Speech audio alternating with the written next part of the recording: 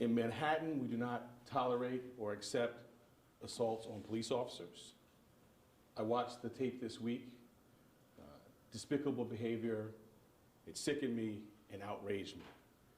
My office and me personally have been working with NYPD every day this week on this matter.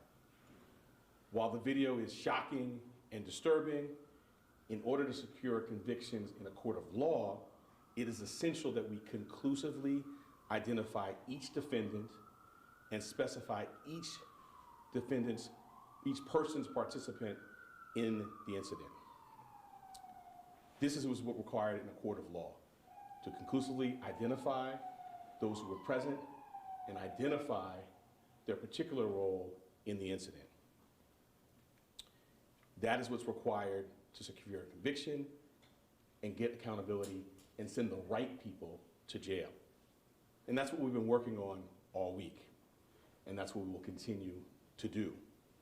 We are still receiving additional video, which shows us more of the incident, including better views for positive identifications, much of which we did not have over the weekend. And I want to be very clear, each of the defendants charged so far in this case is facing serious felony charges. One defendant, who we allege played the largest role in the incident, is currently on Rikers being held on bail. We're interviewing witnesses, reviewing additional video footage, and continuing to look for additional suspects. The video is disturbing, but I want to remind New Yorkers the video is the start of the process, not the end. We will continue to work to identify all those responsible and will hold them accountable for their specific roles. That is our job. That is what we do. If anyone has additional information, please call 212-335-9040. This remains an active, ongoing investigation. All right, we've got time for a couple questions. See if anyone goes. Mr. Day, good to see you again. I'm going to ask the obvious one thing everyone has. Why would the prosecutor in this case not consider these suspects a flight risk? Well, we make decisions based on the evidence we have before us at the time. If you're referring to over the weekend, we looked at the available evidence, and I think you can look at what we did yesterday, where the person who I just referred to, one of the people we deemed to be the most culpable, is being held on bail because we were able to conclusively identify him based on a tattoo on his neck and determine his role, which was one of the most culpable we allege. And that's our process. Our process is to rigorously investigate, identify, and prosecute the right people for what they did.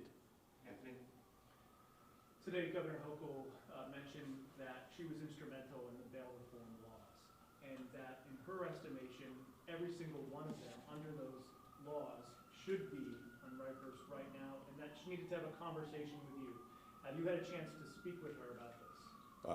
The governor was at the District Attorney Association's conference where I was presenting an award to one of our great career assistant district attorneys.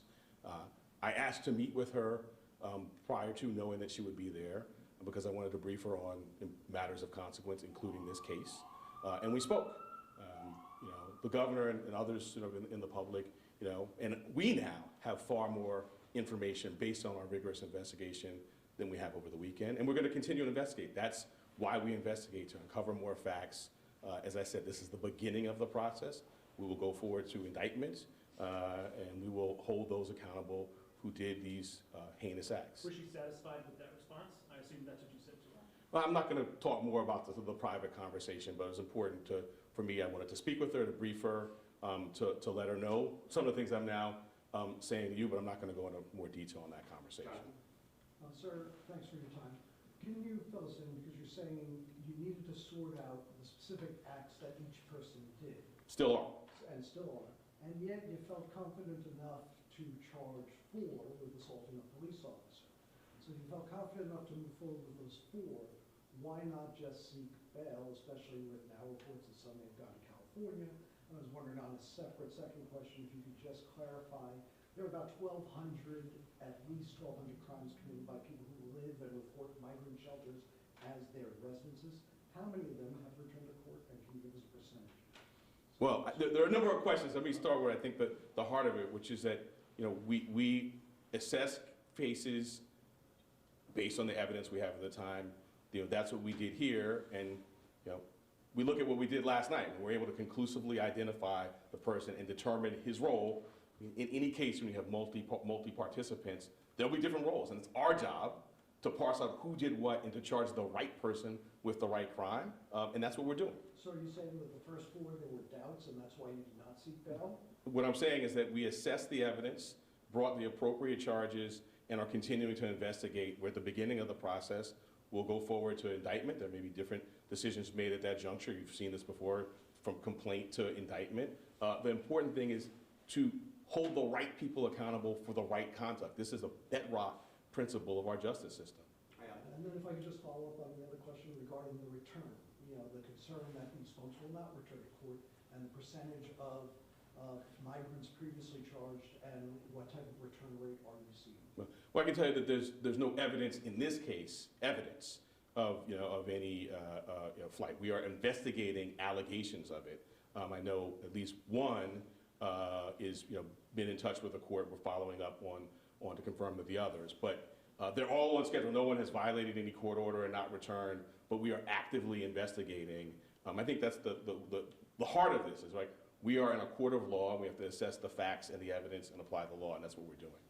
So, DA, what do you then say to New Yorkers who've seen the video, they were, perhaps concerned and outraged, they then hear that, your office did not ask for bail for some of those suspects? What do you say to those folks who feel that they are concerned about public safety and whether or not your office is taking this seriously? So I say that they're rightfully disturbed when they see the video. I was disturbed. I was disgusted. We do not tolerate people assaulting police officers. But in a court of law, and our profound obligation is to make sure we have the right people charged with the right crimes. I don't think any New Yorker wants us to charge the wrong person or to charge someone for something that was not their role. So we've been spending time breaking down video, reviewing video, seeking additional video, interviewing witnesses. This is what we do. Our job is to charge the right people with the right crimes and hold the right people accountable. We got time for one more question for Jennifer. Yeah, DA Bragg, as you may know, mounting criticism now from the NYPD, from Mayor's office, even the governor, even Attorney General James, we talked with her today, and she says she doesn't understand why the decision was made. What is your response to all this criticism from all these officials and police officers? My response is that we have an obligation on the court of law to prosecute the right people with the right charges. That's what we're doing here. We have more information now than we had on Saturday. I predict we'll have more in a few days than we have now. That's our job. That's what we do. We're going to continue to do it, and we're going to continue to hold the right people accountable and charge them with the right crimes. And just a follow-up, if police say this is why this is happening, we need stronger bail, the bail reform laws and all that, this is why things like this are happening, this is why people feel comfortable assaulting officers, what is your response to that? We hold those accountable who commit assaults against police officers. We do that routinely here, and we will do this here in this case, as we've done by the person who's in Rikers, where we get to charge the right people and make sure we have the right people in custody and charge them with the right crimes. That's what we're doing. Can you speak to deportation, and if you'll have any role with the feds on trying to get them out of the country? Our role is to prosecute in state law. I've been a federal prosecutor, deportation proceedings to ICE and the federal government. So our focus is on a rigorous investigation, apprehending and holding accountable those who took these really terrible acts against police officers. And just one more thing, how comfortable are you that those 4 that may have left the city will return back to court for their court date? As I said, there's no evidence that they have left. We are actively investigating. We deal in evidence that's admissible in a court of law. There is none such here, but we investigate. That's what we're doing. So those are serious allegations, and we're looking into it. Thank you. Thank you all for coming. Appreciate it.